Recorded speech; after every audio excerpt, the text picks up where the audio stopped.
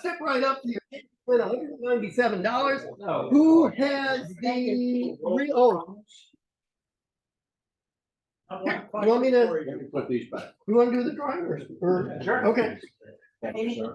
All right, Bill, your winnings for today are $12. All right. Got one question for you, Bill, but do you feel lucky? And I do some good luck. the deck is getting smaller and smaller, and the pot's getting bigger and bigger. Hmm. So Let's see. What about two of clubs? no good. There it is. That's what next week. All right. So now I would like to turn the floor over to one of our new members. Bill Baggett has been kind enough to volunteer to tell us his story. Well, come on up, Bill.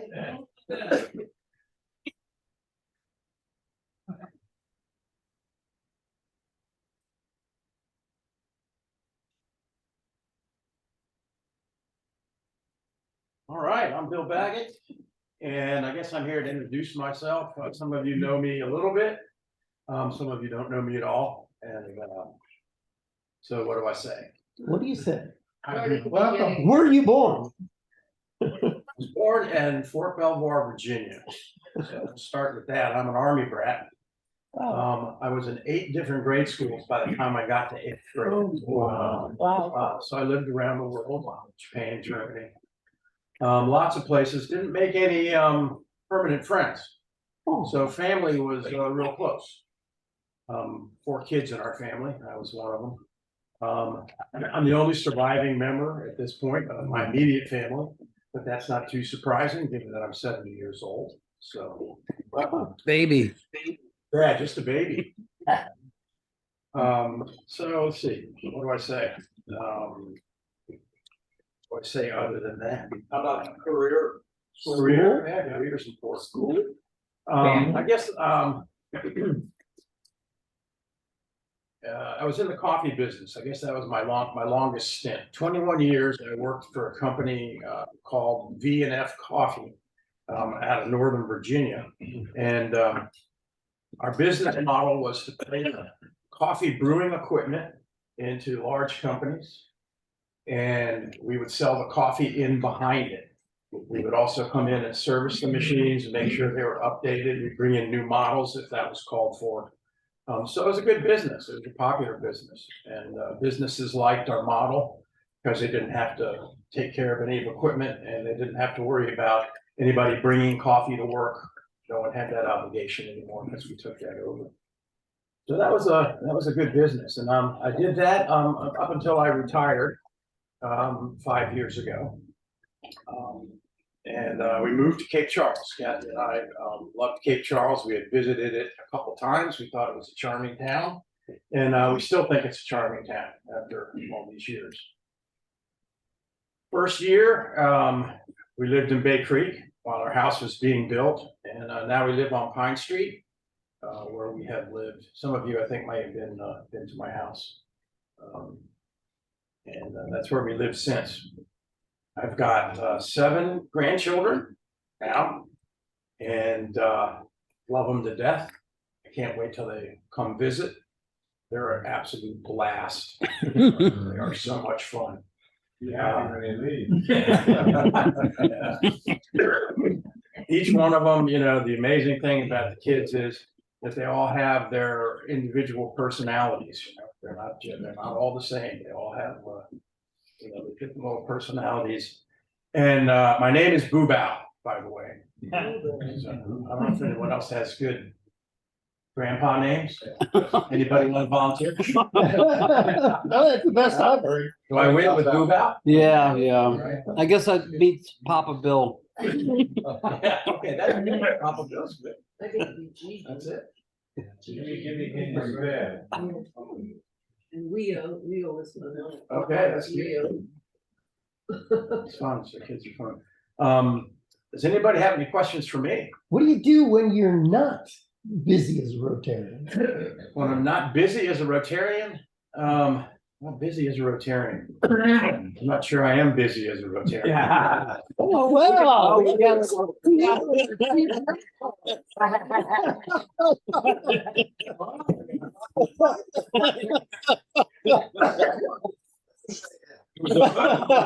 that question.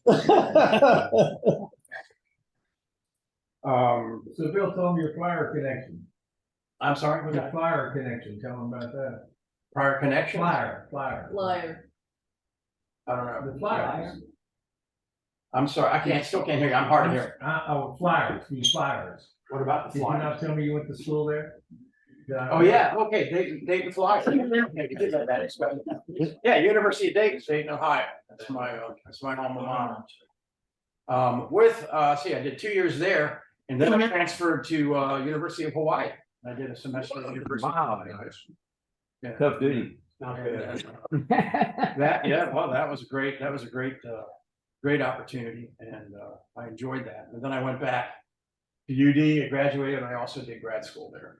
So Ian, what was your degree? Dayton English. English.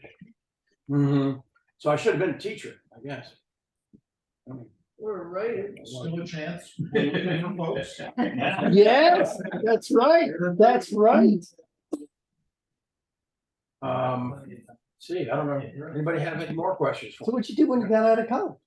When I got out of college. Well, let's see. I did a lot of odd jobs when I got out of college. I had always worked during summers in high school in construction. So I was always handy with tools, a good carpenter.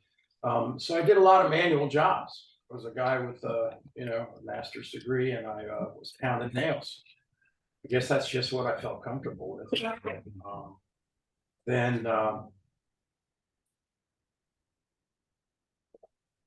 See, I don't think I already told you. I got in the coffee business after that. Well, no, that's not true. Actually, I was in the restaurant business for a while. I should have missed that completely. A friend of mine said that they could get me an evening job waiting tables. So I started out waiting tables at a restaurant. Some of you may know it. I don't know if you know the Key Bridge coming out of Georgetown. There was a place called the Pawn Shop Restaurant. Yeah, anybody know about that? You know about the Pawn Shop Restaurant. Then I ended up becoming a shift supervisor, and then a manager. And then they opened a few more restaurants, and I ended up being the director of operations of 7 restaurants. Ooh. So so that was an achievement that was just kind of, it just kind of happened along. And that was a lot of fun. That was a good job. But then the owner, he had some personal difficulties, and he lost the whole shebang. Entire thing just folded overnight, and that was it. And because I had a coffee connection, that's how I got into the coffee business. I was besides being the director of operations, I was also the director of purchasing. So I did all the buying for all the things that we bought for all of those restaurants. So I went to work for the coffee company from which we bought our coffee. And that's how I got involved in the coffee business. So that takes care of that little segue. And Place you ever been? yes, question? Did the restaurant owner have a cocaine connection? Yes. Yeah. Yeah. It happens. That's happened 2,000 times. Yeah. It's a risk of the business. Yeah, that was a problem for him. Where's the coolest place you've ever been?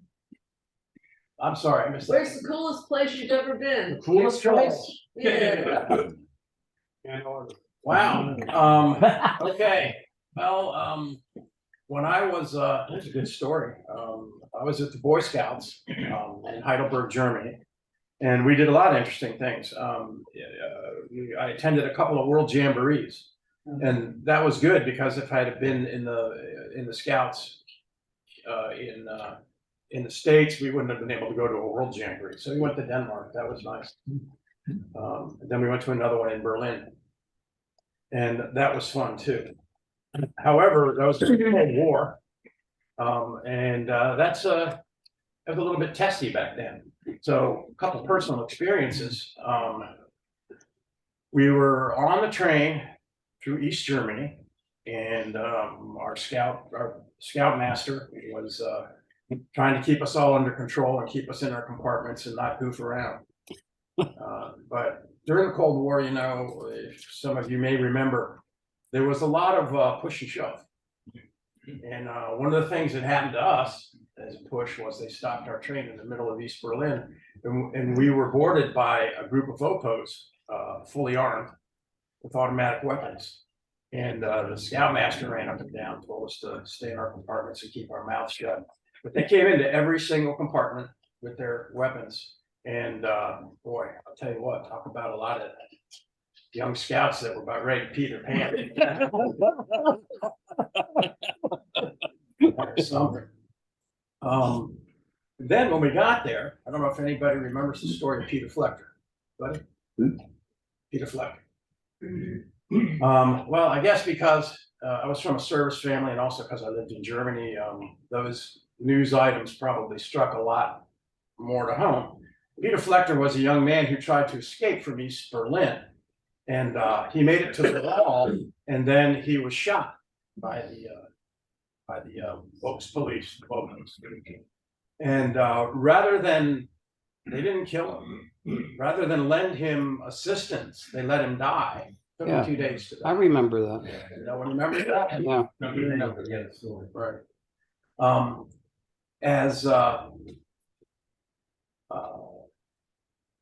Anyway, the people threw food over for him and medical aid, and they tried to throw things over the wall. But he was unable to assist himself, so they just let him die. And after that, people began to throw flowers in his memory.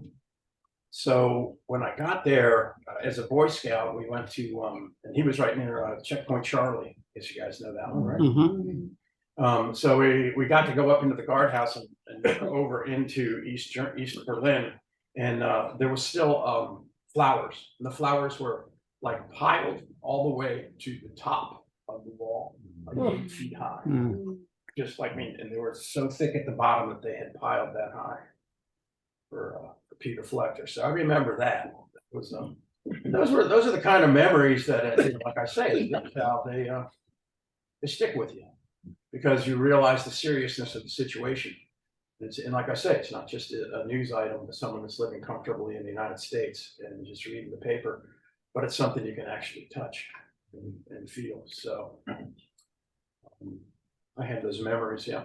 Sounds like you were seriously into scouting. What rank did you achieve? I really didn't particularly. I didn't Try get that. too far. Try to go that much. Yeah. I know from previous conversations with you that what you do in your spare time a lot. Right. But you haven't mentioned that to the group yet. What I do. Yeah, how many books do you read a month? Many. Yeah. Yeah, lots of books. Because I guess I was an English major, that helped a lot because I had to, it was an English philosophy and a philosophy minor. So I just read books all the time. And so I read, to this day, I'll read 2 or 3 books at a time. And it's no sweat at all for me to do that. And because I had to do that during school. So if you've been to my house and you walk around in my house and there's a lot of books laying around, a bookmark in them partway through, I just pick up the book and go ahead and pick up where I left off. So it's no sweat. Yeah. And you're reading like philosophy stories? Generally, I'm reading stories that are based on I guess you'd call it historical fiction type things. What I enjoy the most, but I also like mysteries and crime novels. Those are also real fun for me to read. Very cool. Any other question? All right. Well, thank you very much. Yeah. Have you finished your list No, he hasn't even started. Oh, he's just barely started. Oh, yeah. Never mind. Mentor. I was hoping to take that red tag. All right, thank you very much, but you have checked off. an Okay, important- all right, well, that's good to know. All right. Can everybody up? It is time for the Rotary Pledge. Is it the truth? Is it fair to all concerned? Will it build goodwill and better friendships? Will it be beneficial to all concerned? And no one can go anywhere at all because I forgot one important announcement. We have the rack cards from the Invisible History Tour. And I invite you to take one, keep it at home. If you have visitors, it's you've got the stops on the back, and you have a QR code that will take you immediately to the website for more details.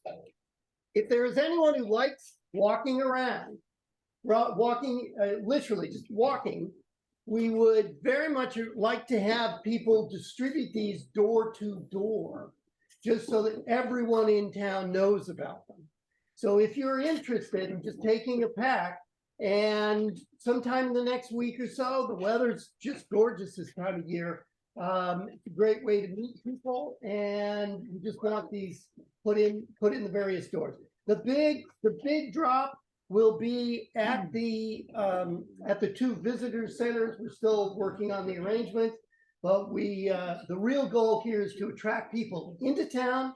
But once they're here, they might as well, we want people talking about this and telling other people about it. And don't forget, May 28th, 2 o'clock for the kickoff.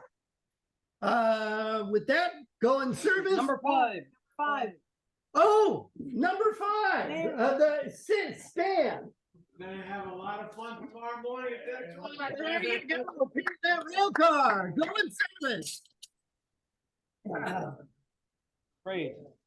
You see this in the paper? Another great meeting. Let me turn this off. It was in the post. Meant to pass that around today. Jim's home. How many would you like?